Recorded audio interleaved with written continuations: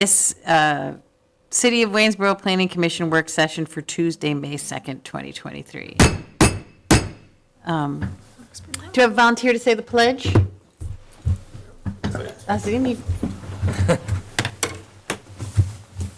I pledge allegiance to the flag of the United States of America and to the republic for which it stands, one nation, under God, indivisible, with liberty and justice for all. Thank you. Has everyone had a chance to look over the agenda? Yes. Can I have someone make a motion to approve tonight's agenda? I'll make a motion to approve tonight's agenda. I'll second that. Okay, everyone in favor of approving the agenda? Aye. Everyone not? The agenda is approved. And everyone had a chance to look at last week's, or 2 weeks ago, minutes? Yes. Someone want to make any comment or a motion to approve them? I'll make a motion to approve the minutes of the meeting April 18th. Somebody want to give us a second? Second. Everyone in favor of approving the minutes of the meeting held April 18th, 2023, say aye. Aye. Everyone not? The minutes are approved. We now have a public comment period for items not on the agenda. Any public comments? Okay, we're clipping right along tonight. Now we have a presentation by Dwayne Jones, Director of the Parks and Recreation Department, about current and future city park projects. Dwayne, thank you for coming tonight.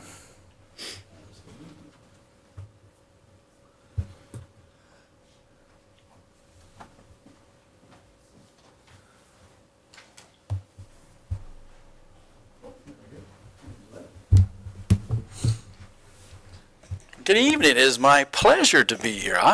In my 29 years, I am not sure that I've addressed the Planning Commission.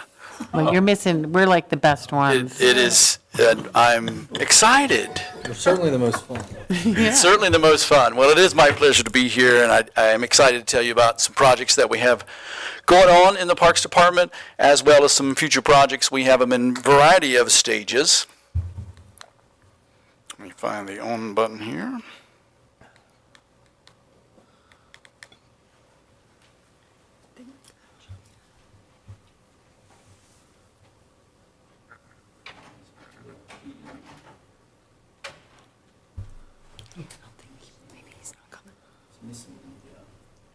Barry? No, is it not in the computer? And sometimes if you maybe turn it off and back on,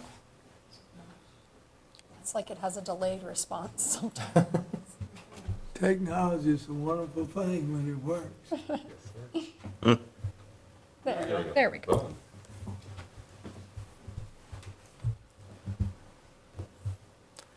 So this is just sort of a 10,000-foot view of Waynesboro and a variety of our projects that we have going on, from Ridgeview Park, Constitution Park, North Park, Basic Park, Sunset Park, and then ultimately the Crozet Tunnel. We are fortunate in Waynesboro that most of our parks are along the South River, and that gives us some distinct advantages in developing the Greenway. Quick update on some of our Greenway projects. Greenway Phase 2B, which is from Shiloh to North Park. We dedicated that section this past fall. It's a wonderful section that is probably, in lots of folks' opinions, probably one of the prettiest sections that drifts through mostly wooded areas, links Shiloh again to North Park. You may remember some of the remediation work that was taking place in this area, and we came in behind that remediated work and placed the Greenway. This was shortly after the gravel. It was a great sort of win-win for us because we were able to save a good bit of money because they used this sort of trail bed to do the remediation, the rocks along the river, and then remediating some of the mercury, and then it allowed us to come back and pave. This is what the trail looked like in the fall, right around the dedication time. And then this is shortly after a lot of the things are growing up. Heavily used. This really shot up on our trail counters as far as the amount of people that were using this section. And really during construction, we couldn't keep them off the trail because they were so excited to use that new stretch. Moving on to what we have deemed Phase 4. I don't know if this pointer will work. So this is North Park. This is the city shops area. So Phase 4 comes across the 2nd Street Bridge, gets what we call River Right, comes along through the Allied Ready Mix property, and then enters into Basic Park. We are basically in the final phases of the engineering in that section, and we hope to be out to bid sometime in the fall. We have a couple other things to work with some property, but this is another section that is quite nice as far as being treed and wooded, and a nice experience for the users. It also is linking to Basic Park. This is just a rendering of showing this upper section. There's the 2nd Street Bridge, and the Greenway Trail will meander along the river. There's a couple of areas for some views, wildlife viewing, some places to fish, some different things like that that are designed along that trail. And again, this is Basic Park. Basic Park has a large pavilion. We had started as a sort of a dual purpose, leaving some of the areas in Basic Park unmowed, and began to cut some trails through there in some areas that, to reduce our maintenance, but also allow some wildlife trails and pollinator gardens, and it has been quite successful. This is the area sort of midsummer with lots of plant material that are growing along the edge, and again, there's trails and paths that meander through these pollinator areas. We also have some plans to expand our football program. Football plays out here on practice field, but they ran into some issues with field space during the fall season with some conflicts, different things that were going on in the school. So we've been working with them over a number of years to potentially provide some more permanent space. And so that is what we're proposing sort of in this area, adding some goals. This is the greenway that comes through here, still having some practice fields.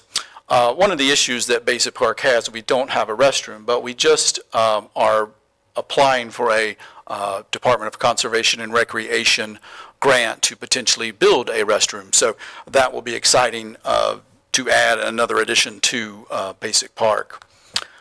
Basic Park also is the final leg of our 4-mile scenic river or our water trail, and so it is another connection that we make both Greenway and through our Blueway. And this is the takeout area that was funded through a Game and Fisheries grant, excuse me, years ago. And it is quite heavily used, mainly in the summer months, folks that put in at Ridgeview and then paddle 4 river miles or float 4 river miles down to Basic. Moving on to the South River Preserve or Rockfish Run. This is located right in downtown, sort of aerial view. This is the old Invista lot or DuPont lot, and this is Rockfish Run and, of course, Main Street. This was a NERDA funds that paid for this, and this is sort of the broad, we started with a broad master plan, looking at lots of varieties to tie different things together. For instance, parking along Race Avenue, future home of the Natural History Museum, reconfiguring what we call the Main Street Market for different types of festivals and events, and different types of remediation. There's restrictions with the money. It has to be for bird or fish habitat, and so a lot of that focus was on there. We have since sort of pared down that plan to something that is what we call Phase 1 in the South River Preserve.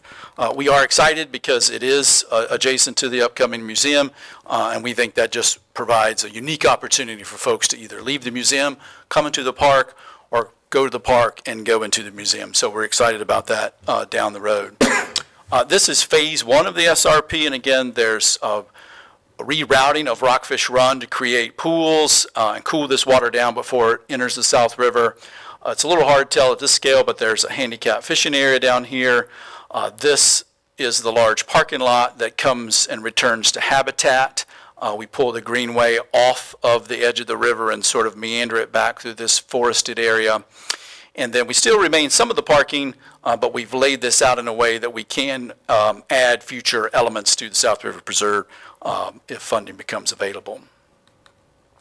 The bids are in for this. We're in the process of reviewing those bids and hopefully awarding that contract in around 30 to 45 days. summer, fall construction period, just depending on some supply chain issues that we've already talked about with the low bidder, hoping for a spring of 2024 opening. And I think it will be quite an amazing project to basically take almost 6 acres of asphalt and convert that into habitat for wildlife. Another NERDA project that the city has undertaken is what we have deemed the Loft Springs Natural Area. And that is basically, this is the YMCA's over here. This is the little trailhead down by Loft Springs, and there's the Greenway. And so it's basically this large tract of land in there. And this is also, many are familiar with sort of the AT hiker area or camping area is right there. There's a couple different elements of this project is to daylight and restore the Loft Spring. It just now goes into a pipe and then flows into the river. Wanted to daylight that, show those features, enhance the greenway experience, treat some stormwater, and then also restore some of the habitat with native plantings. So this is a little washed out, but kind of very excited about this project. So here's the spring, there's the little parking area that the greenway exists. And so we will be daylighting this stream all the way here and then feeding it back into the South River. There'll be a small bridge, a little small parking area up here to sort of give you a second place to park as this fills up quite readily. Again, these are all natural areas, some paths that come through here. There's the black fence will be relocated over in this area, so it really will open that user experience up. Really excited about daylighting this stream. Again, that stream is much like Baker Springs. It's much smaller, but it still is very cold water that will obviously help with the trout population as well. Moving on to Sunset Park, we are actually under construction. This again is the top of the capped landfill. This is a rendering. It's a very basic type of plan. Parking lot area, there's a restroom structure, this sort of promenade that we can have special events, a tent will fit here, a pavilion structure, an auxiliary parking lot, and then this trail sort of leads down to the future phase 2, hopefully with the mountain biking and hiking trails. Like I said, we are under construction right now. This is the large upper lot that has gravel on it. The pier, these are the large piers for the pavilion. The pavilion is on site, and they are arriving Monday to erect it. So hopefully by the end of the week, you should be able to look up the mountain and see the pavilion structure up there. This is the foundation or the footers for the restroom facility. This was basically taken less than 2 weeks ago, and I was up there today, and they had already finished all the trusses. So they are moving quite quickly on this project, which is great. We're hoping for a September completion of all the elements up there, and it really is spectacular. If you have not been up there to take in the view, please come see it. Moving on to some sort of more what I call long-range park planning and some different things that we have had in the works for a number of years and just have not been successful in obtaining funding. This was funded, what we have deemed the Rockfish Gateway Trail, and it was funded by a funding source called EFLAP, which stands for Eastern Federal Lands Access Program. We actually asked for $900,000 in the grant, and they said, hey, how about an extra $50,000 to get you over the top? And we said, sure, that sounds great. It's a little hard to tell how all these things come together, but this is Sunset Park. This plan is trying to link Sunset Park via this sort of red trail that links you up. This is the Crozet Tunnel as it goes underneath 64. This would be the trail that goes up, so we would link up with the Crozet Tunnel. And then this would go across, go behind the Gray Pine Lodge, connect us Skyline Drive, and then ultimately up to the Appalachian Trail. It is quite ambitious, but in terms of distance and buildability, it is quite achievable. This is the area that's sort of in the back side of Sunset that will be hiking and mountain bike trails. The Crozet Tunnel sort of sits up here, and this is the Jones Hollow Reservoir. And of course, up here is I-64. And again, Jones Hollow Reservoir is quite spectacular. Again, our hope is to somehow connect to this area. It's a beautiful, pristine. It's literally right outside the city limits. It is basically a check dam for Rockfish Run as a flood control measure, but it is actually spectacular up there. And again, to be able to connect biking trails and hiking trails into this area, I really think opens up a enormous outdoor recreational opportunity, not only for citizens, but folks that are traveling along 64. The Crozet Tunnel, if you haven't been there, I encourage you to go. It saw 250,000 visitors in the first 2 years of being open. It is quite an amazing trail, continues to get increased visitation, again, from all over the state. We know those folks come down into Waynesboro, come down to Basic, come downtown to eat, and again, trying to link those two together to make that easier, I think is an excellent plan for the city. This is the renovated Gray Pine Lodge. It just so happens that they are one of the few property owners along there that's held privately. We had approached them early on in their process, and we said, hey, what do you think about putting a trail? They said, we're putting in a trail. And we said, well, hey, why don't we help you? So they actually have a small trail that doesn't quite get you all the way to Skyline Drive. We had the Shenandoah National Park sign off on this grant, so they're welcoming sort of foot traffic to get onto Shenandoah National Park, and then it's a very short hike across Skyline Drive to get to the Appalachian Trail. And again, this is just a shot, and that is shortly, not far from that sign, is where you would enter the trail with the Rockfish Gateway Trail. And then some good news, this is up at the top of Afton Mountain. It's not really directed by the city of Waynesboro. This is coming out of the Augusta County, but the county was recently awarded an IRF grant, an Industrial Revitalization Fund, to basically do some due diligence at the top of the mountain. You're all familiar with the situation up there. It is not in our control. And despite many attempts at making improvements in what is really a gateway to our community and Augusta County, this is really, and again, my 29 years, the sort of first shoe to drop to put us in the right position. Again, it was led by Augusta County, but there was lots of support letters from City of Waynesboro, the Tunnel Foundation, Nelson County, lots of folks wanting to see a better situation here. So again, it is early in the game, but this is the first step in doing some due diligence work, survey work to sort of move that property hopefully into the future in a better situation than exists there now. I put this slide in. I just wanted to sort of capture the amount of grant funding and all these products. This is about a little less than a decade of work, just to kind of capture, to show you the kind of grant money that is paying for this. I know taxes are always a topic, but I think this graphic illustrates the amount of success that we've had with grants. And so this is the funding agency, VDOT. This was Greenway Phase 2B. Those have an 80-20 match. Phase 4, again, has an 80-20 match.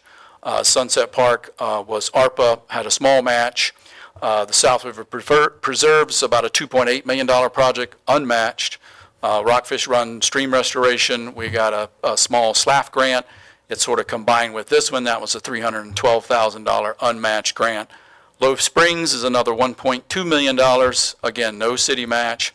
And then our EFLAP currently has no city match. So about $9.6 million for a total, again, $860,000. Most of those were Greenway, for a total of about $10 million of infrastructure, park, and recreational improvements. And again, they're all in various stages of development, but we couldn't be more excited to sort of bring, and again, some of these have been more than a decade in the planning process. And finally, I didn't want to leave. Again, I was excited to come to the Planning Commission. We don't only do park manager projects, we also manage the green and growing operations in the city, across the city in various facilities. We also sponsor runs and different things in the city. This was our mud run. We just had our Park to Park this past weekend. We have our kids' mud run that's coming up on June 3rd with about 600 kids getting very muddy in Ridgeview Park. Groovin' on the Greenway starts on May 18th, a couple of weeks. We have our first band, and it's a great site if you have not come to listen to some music downtown. And we also have some food trucks, and again, that kicks off here in a couple of weeks. And then finally, this Saturday, we brought back the Rosenwald Block Party and what we're calling Rosenwald Open House, because we obviously were closed during COVID. We've made some nice building improvements, and we want to show that off in conjunction with the block party. So if you're around this Saturday from 1 to 4, the weather looks pretty good this weekend. And we'll also be dedicating our outdoor basketball court, and we worked with the planning department to secure these funds, about a $95,000 project to put an outdoor full-size court painted, and we'll be doing a little dedication ceremony with maybe some three-point shots. I'm not sure if we're going to pull all that off at Saturday at 2. And I would be happy to answer any questions you may have. I got two questions. Has the land between the city of Waynesboro and the Crozet Tunnel been procured? It has not been procured. There's a couple different tracks, Royal Orchard, and then one's called Old Dominion Investments. We are in the process of securing funds and looking in and studying that. So we don't actually own that property yet, but we think that it's valuable from not only a view shed standpoint from I-64, but simply a conservation so that it may not become other types of development. And we think it has a high-value recreational. Jones Hollow? That is correct, yeah. That would be included in that area. Because I know when we first moved over here back in the early 90s, it was slated to be 2 18-hole golf courses and a bunch of houses. That's correct, and that was sort of the original planned use development for that area, was housing, sort of like a mini wintergreen. For a variety of reasons, that sort of fell off the map, and it sort of sat untouched for almost 30 years now. We would like, at least from our perspective, keep that as wooded area, as a buffer, and again, as outdoor recreational opportunities where it'd be hiking, biking, and trails in that area. So. Now, I know the city doesn't have a dog in the fight, but is Augusta County trying to procure Delaney's property at the top of the mountain? I think they would certainly take it, and I don't want to speak for Augusta County, but I think they are certainly leading the effort for its revitalization. I guess that's the best way to put it. It's we work closely with them, with Tourist Information Center, and all of the push and pull that goes on with having that up there. It is challenging. Right. But I think that Augusta County is poised to make the right first step. And again, time will tell if that owner is willing to sell or donate, or whether that fall in potentially development. I know that it's kind of a diamond in the rough, as we say. So. Well, I believe he's in his 80s, so his son will inherit all of it. And he will probably, more than likely, if you throw the right number out, sign the paper. We will see. Anyone else have any questions? I actually have a couple of specific questions. But I do think that Waynesboro has a unique opportunity to be the most pedestrian-friendly and bike-friendly city in Virginia, period. Like, I was looking at the VDOT website, looking at the different bike lanes and greenways that are within the city, within the state. And with the way you guys are doing awesome with your grants and with our grants, and leading the way and connecting parks and moving through the city and creating new beautiful spaces, easily could become the most pedestrian-friendly and bike-friendly city, again, in the state, unquestionably. With that being said, I have questions about the need for the auxiliary parking in Sunset Park versus having more of a recreational space like, I don't know, basketball, hopscotch, swings, a mulched garden, community gardens, like, because obviously, if you needed the parking, you could always just pave over it in the future. But my question is, is that necessary that you have the 2 parking lots at Sunset as it stands? Then also with Race Avenue, having or Race Street, is it Race Avenue? I believe it's Race Avenue. It's Race Avenue, yeah. Is it necessary that becomes a parking lot? Because obviously with the extension in the loft area, with that extension of the park, and you also have Constitution right there. You have the nature park and the Children's Museum with that bookshop.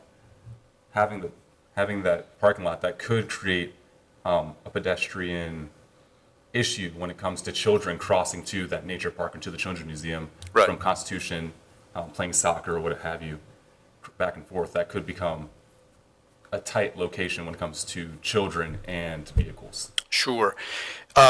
Well, with regards to Sunset, we believe it was always the intent, a couple of things. One, a relatively low-maintenance park. So playgrounds, not that they're high maintenance, but they need mulch, care, more than, say, open fields and those types of things. So it was always the intent to design something that was very low maintenance. The view is truly spectacular, and it's really what we believe folks will go, whether they just have a picnic, whether they take the kids for ice cream and go there. We think that is going to be a major driver. We think the parking, based on the potential beautiful sunset, is going to be needed. I really do believe that some of it will be needed.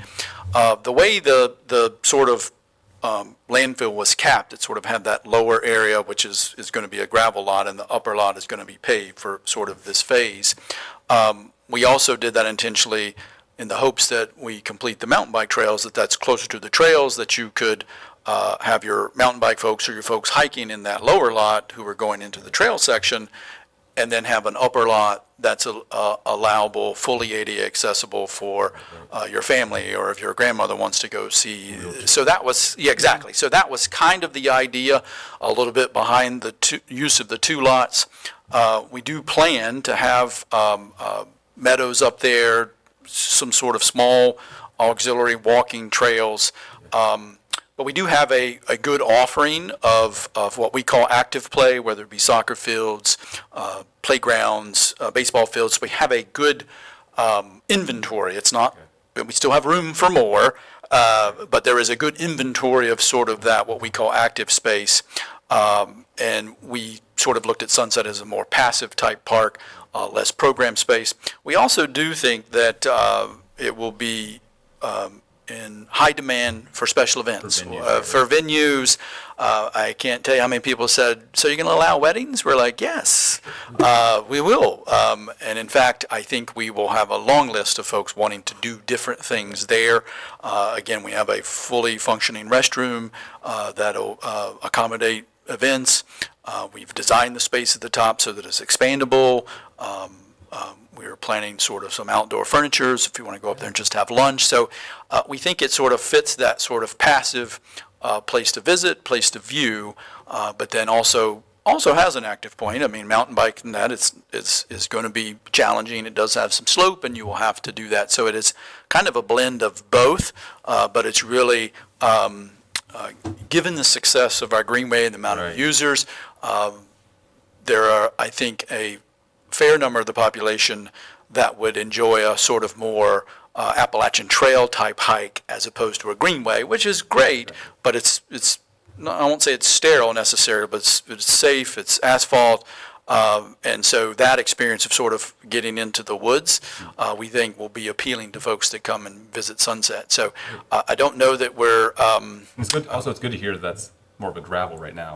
That's right. Yeah, it's not in phase one to be paved. The other challenge with that park is that once you're to the top, there's not many places to park. So that, we don't really want to park folks on the cap. We don't want folks parking along the road.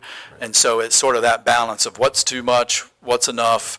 And so, yeah, time will tell if we've balanced it correctly or whether we come up with a shuttle system because we can't park everybody there. That we'll have to see. Regards to the SRP and downtown, so we have looked, and in that sort of master plan, we have called out parking along Race Avenue. That was not only to serve sort of the park, but as a secondary benefit to serve the museum, because that's going to be a fairly large footprint with very limited parking. We have been fairly successful in our crosswalks and different things that we've done. There's not, we think we can improve that, make it even safer for that area. Again, in the first phase of the SRP, there's a small lot that's sort of left for paving and parking for folks for their fishing or folks that are biking the greenway. It is further from the water, and we concede that, but that was part of the use of these funds, is to basically take that asphalt that literally was almost to the river's edge and put that back in habitat. And so that was how we received the funds. And then getting down to the nitty gritty of even, because obviously the parking lot is a good idea. I'm not saying it's a bad idea. Is there a willingness to maybe drop 2 to 4 spaces on it? 'Cause like in Virginia Beach, they separate residential from the commercial when it comes to that section, just by having like a 10-foot gap between the residential parking and then the commercial side of Virginia Beach on that main strip. Right. Would there be a willingness to drop maybe 2 parking spots or 4 parking spots so that there could be a pedestrian pathway between the Children's Museum and that soccer field area?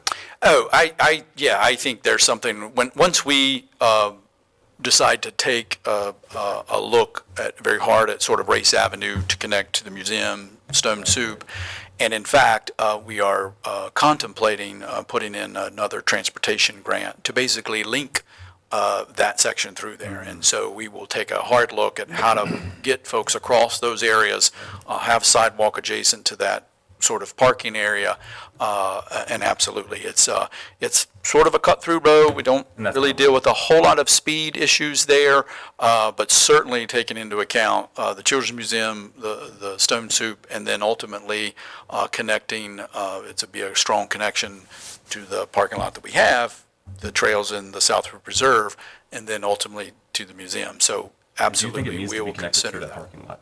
I'm sorry? Do you believe it needs to be connected to that parking lot, with there being that side street that brings you around anyway? I do, I think pedestrian-wise, because then if the museum had a large event, or just like at Riverfest, being able to get to that area, we think we need to make those connections, yeah, absolutely. Okay, you think vehicles need to be able to make that connection?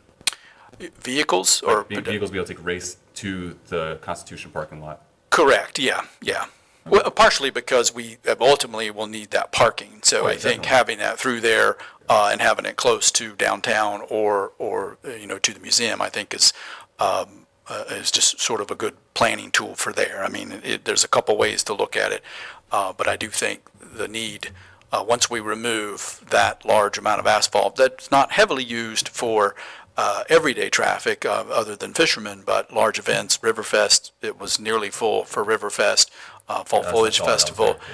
So it's kind of like that balance, again, trying to have some space that's going to allow the city to continue to have special events, serve the needs there, and then what I call making people walk just a little bit further to get somewhere, which I don't think is a bad thing. Is Race Avenue gonna become one-way, turn off of Main Street and go back down and then circle around? The current way we have it, it'd still remain two-way, and we would simply move that parking into the grass area. So that's the way we have it designed. And again, there are no funds currently for that project, but it's something that we've talked about in our master plan process with South River Preserve years ago. And then we've had those conversations with, is this a way that we can augment the parking for the museum, say during the day, and then serves a soccer game at night. I mean, I think that's a good balance and a good use of downtown spaces. Now, will the fireworks continue to be set off at Sunset Park? That is our plan, second Saturday in July. Fantastic. That is our plan today. Because I love being able to sit in my front yard and watch. If you'd like to give us your address, we can send some people to join you now. Now, it is quite popular. I'm right at the foot of the hill. Excellent.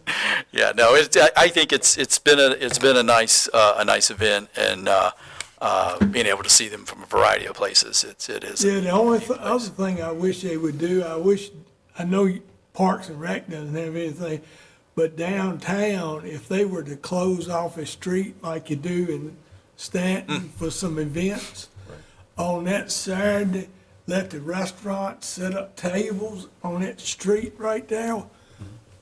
Man, what a view of them fireworks you'd have. And I can't believe it wouldn't make all these businesses down here money. Well, sports is kind of my jam, and kids are my thing, and I'm really excited about anything happening at Basic Park. Exactly. It's, Right, truly. I just feel like it's a beautiful place, and it's been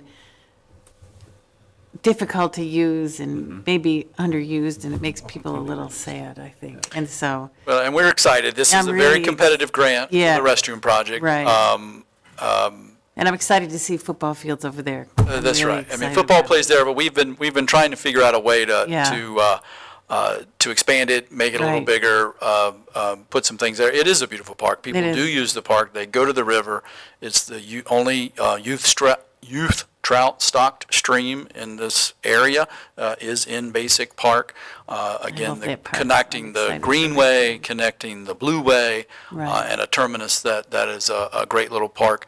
We've seen an influx in folks walking in that park that are working in those industrial areas. I see them all the time at lunch. Well, that's They great. walk through those trails, Glad to hear that. adding that in there and adding the component of a more permanent place for Waynesboro youth football.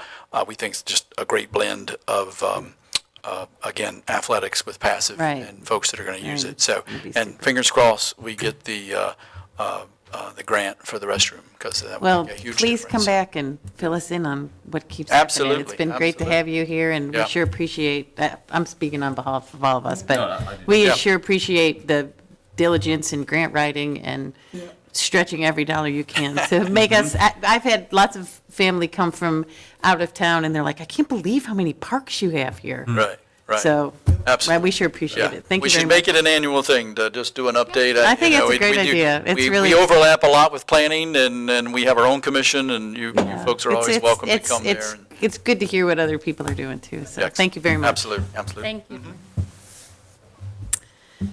Okay, moving on to number 6, the second consideration of a preliminary plat requested by D.R. Horton for a 167-lot residential subdivision on 17.344 acres located at 0 Hopeman Parkway, Waynesboro, Virginia, tax map numbers 15-1-45A and 15-1-45B. I feel like I should have that memorized.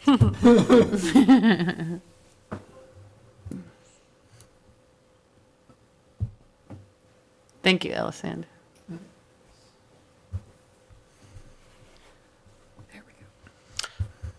Okay. So just do a quick review about this particular property. It is the 17.344 acres, 2 tax map numbers on Hopeman Parkway, across from Bridge Avenue, and then also that Food Lion Shopping Center. It's zoned RMF, and the comprehensive plan designation is high-density residential. So the applicants are requesting a major subdivision preliminary plat approval by right with no waivers. The revised plat that I'll be showing you here in a moment is for 163 lots for a townhouse development. The lot sizes range from about 2,000 square feet to 4,400 square feet, and that amounts to about 9.4 units per acre. We've got 2.443 acres of open space, with most of that doubling as stormwater management facilities. You got about 3.439 acres of public right-of-way, and then 1.646 acres of private right-of-way. And then 0.345 acres of landscape buffer along that northern property boundary. So at, I believe it was the March meeting, you tabled the plat to allow us time to consider or allow staff time to find out some more information about pedestrian infrastructure requirements, and then to see if the applicant would be willing to align that one entrance with the Food Lion parking lot entrance. So regarding that access, that alignment is now shown on the plat. So the entrance to the development is now aligned across from the Food Lion park entrance. And then as far as the pedestrian infrastructure goes, we reviewed the subdivision ordinance, and the pertinent section that addresses this is section 74-72.2. And it says that if a subdivision with 3 or more new lots fronts on an existing city street without a sidewalk, the subdivider shall construct a new sidewalk in accordance with the requirements of this code.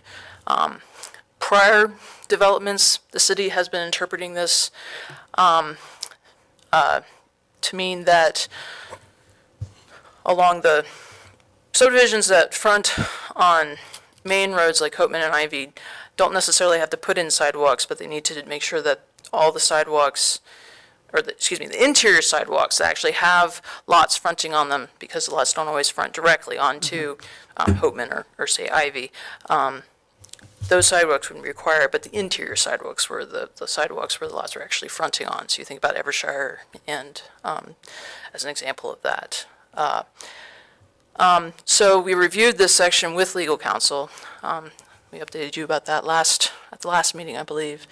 And they've advised us that we've not been interpreting that part of the ordinance correctly. Actually, because the subdivision itself is fronting on Hopeman Parkway in this case, sidewalk would be required along the frontage. So we took that to the applicant, and they have, they now show on their plat a 5-foot sidewalk along their frontage along Hopeman Parkway. And so here's a look at that revised plat. This is sort of a zoomed out look, but the big changes right here, the entrance is now aligned with that Food Lion Shopping Center entrance. I'll show a better view of this, but you can see the sidewalk is now brought down to closer to the entrance to the development, and then there's a sidewalk along here. Same here, they brought down the sidewalk to match up, and then sidewalk to the property line on the other side. And here again, a little closer, zoomed in, but you can see the sidewalk that is now present across the frontage. The sidewalk's brought down, and then that alignment with the Food Lion. And that's just sort of an aerial view to give you a little better idea how that fits in. A little hard to see. But with that, staff believes that the applicant has met the minimum standards of the subdivision zoning ordinance with those changes and is therefore recommending approval of the plat. I'm happy to answer any questions you might have, and the applicant, a representative for the applicant is here tonight as well if you have any questions for them. I think the applicant has made great effort to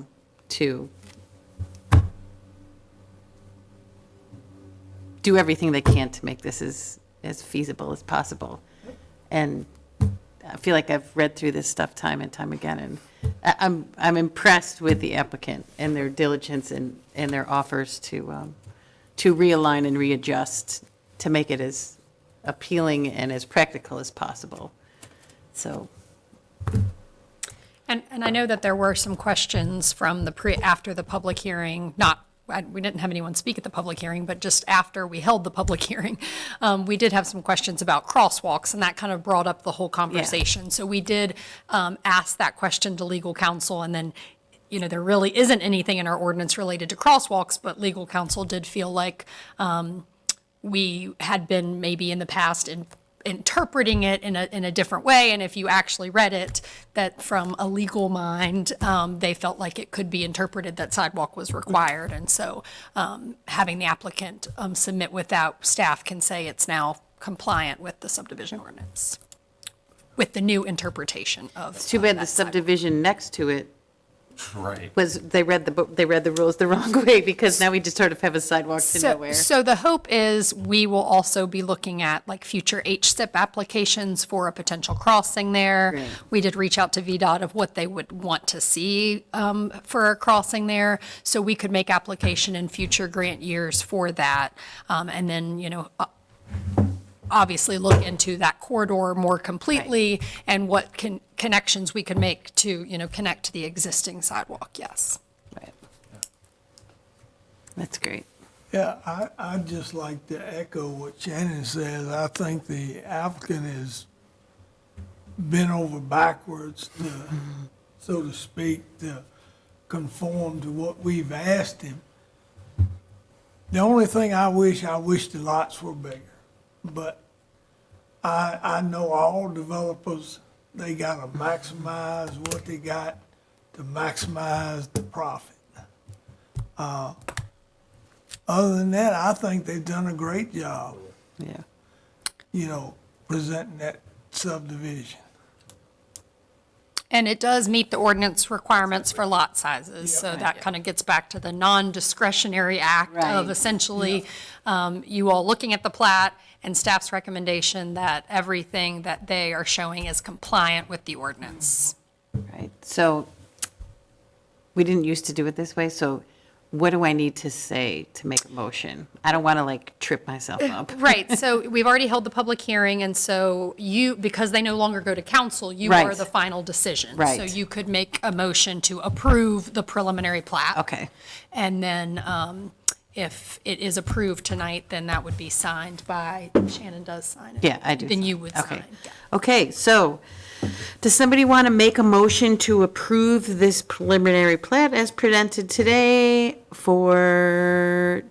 as requested by D.R. Horton for 167 lot residential subdivision on 17.344 acres located at 0 Hopeman Parkway, Waynesboro, Virginia, tax map numbers 15-1-45A and 15-1-45B? I'll make that motion to approve a preliminary plat requested by D.R. Horton for the aforementioned subdivision located at Hopeman Parkway, along with the aforementioned tax map numbers. Someone want to give us a second? I'll second that. Everyone in favor? Say aye. Aye. Everyone not? The plat is approved by us.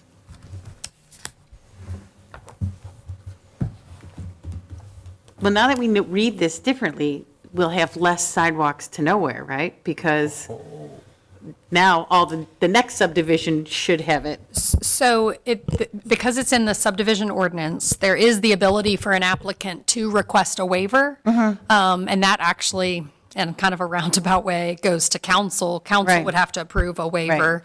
And we did tell the applicant if they wanted to request a waiver, they could, and they chose not to. Okay. But we might have ones in the future where maybe they have an argument or reason why they would like a Right. waiver. But yes, the hope is that, that's something we would be looking at in the future. I just And- like the idea of, as Sue was saying, improved Sure. connectivity and walkability. That's our end game, I think. Yes. Great. Now, we're on to number 7, matters from staff. Any matters? I don't have anything, no. And commissioners' correspondence and communication? Anybody have anything to say? You guys are a quiet bunch today. Shoot. Now, the only thing I would say is I'm not sure how many of y'all follow the Nextdoor app. But as always, there is a lot of misinformation out there just because of the simple fact nobody comes to the public hearings to get the straight story. There are a few items out there concerning this subdivision, but none of it is relevant because somebody heard somebody else say something over somebody else. I just wish more of the city would come to the meetings and actually find out what is going on versus going out on an app and anonymously posting all kinds of stuff. Now, I don't respond, even though I know some of it is blatantly wrong, but it is fun to read what people think. And a lot of it could be, and of course, we don't have no control over who comes, who doesn't. It's the same way with the city council. They only complain after the fact. So, Well, I am noticing a growing interest as I talk to people about it and invite people to come. Yeah. I'm hearing more and more people of all age ranges, all the way down to just graduated high school, all the way up to retired, who are more and more interested even, which is honestly huge. I never even noticed or heard of anybody being interested in coming to a planning commission meeting, much less having a conversation with people and people thinking, wow, that's actually really interesting. I do want to invest more in my community. So I- we don't see it yet, but I think it is to come. I do know there is a good number of people that I work with at the University of Virginia. They are jumping for joy for Sunset Park, waiting for them mountain bike trails to open up. So your second parking lot will probably be full every weekend. So, Exciting. That's good to hear. and it's my understanding from some of them that the city of Charlottesville, Albemarle County, and Nelson are working together to take the trail from the Crozet Tunnel. Now, how they gonna do it, I have no idea. I don't even know if they followed the railroad, it would get there. But take it from there all the way to Charlottesville. So, That'd be awesome. That'd be fantastic. you know, I don't know how you would get, it's one of them situations, I don't know if you can get from point A to point B. Yeah, we did, But it is a nice theory. we did it with a car, so I'm sure we can find a way to do it with a bike. And if they pull it off, I mean, you got an entire bike system from the city of Waynesboro Charlottesville. to Charlottesville and from Charlottesville to here. So, And if you look at the stats, cities that are pedestrian friendly and have those types of bike trails, they just make more money. yeah, Yep. because the one big complaint I hear about the Rivanna Trail in Charlottesville, it is not well marked and it is not well kept up in some areas.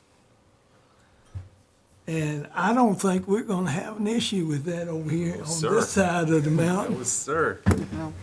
not based on the pictures I've seen. Not based on what I've seen, just riding my bike down the trails. Yep. Right. All right, me and my hand sanitizer are gonna request somebody make a motion to adjourn this meeting. So moved.